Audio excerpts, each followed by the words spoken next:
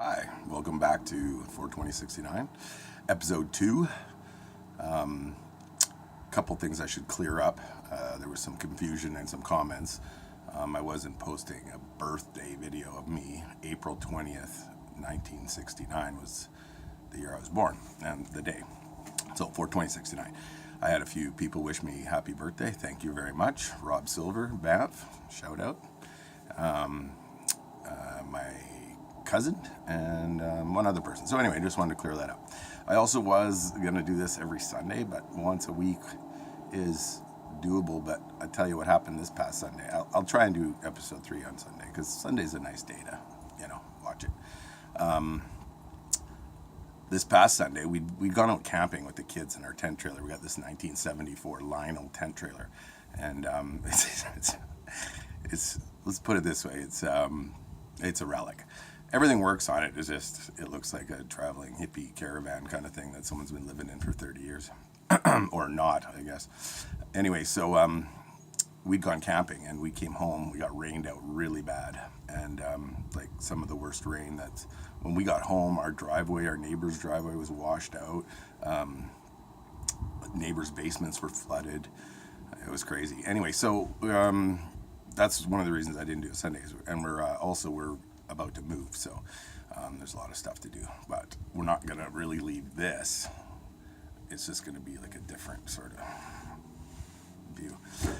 Anyway, so we're out camping, and Yellen and my wife and I were sitting around the fire pit, and we were trying to decide, first of all, what it was. Was it a truck rim, or was it like from a train, like one of those, like the center parts of the train, big thing?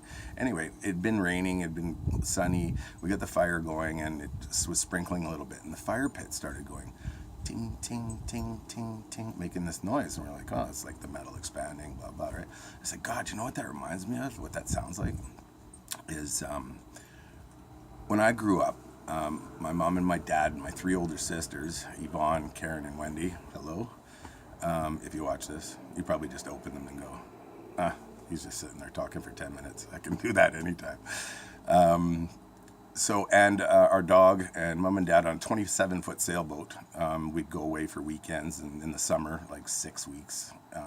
It was beautiful, but we had a lot of interesting experiences, I'll tell you. Especially the year we brought the raccoon on board. So, you ever thought about having to try and row a raccoon ashore in a little dinghy at night because it's whining to go ashore to do its business? Yeah, we had a pet raccoon. Anyway, so we're sitting around the fire pit hearing this ting. That reminds me of the halyards that used to slap on the mast when you don't tie them down or tighten them, or it's really just really windy.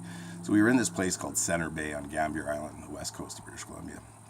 And, the halyards go ting, ting, ting, ting. And it just brought back this memory. So that's what episode 2 was going to be about. It's sort of like memory episode. So we would tie up in Center Bay to like these log booms. It's where they store the logs going up the arm to Squamish, and the mill and that. And so we put these things called dogs. They're like a circle for the rope, and then it goes into a point really sharp, and you hammer them into the log, and then you tie up to it. And so we're tied up to these things. You never know when they're going to move. And sometimes most of the times we're there on weekends. So all the logger guys aren't always working, but if they've got a big load coming through for the weekend, like Monday, they'll come in at 3 in the morning whenever they arrive, and they start shining big lights in the boat and stuff. And it's like, okay, it's time to get up and move to a boom that they're not taking, because they're taking the one that all the boats are tied up to for some reason, because they can and they're theirs. So it's kind of like a give and take situation. Like they let us stay there, but we got to move.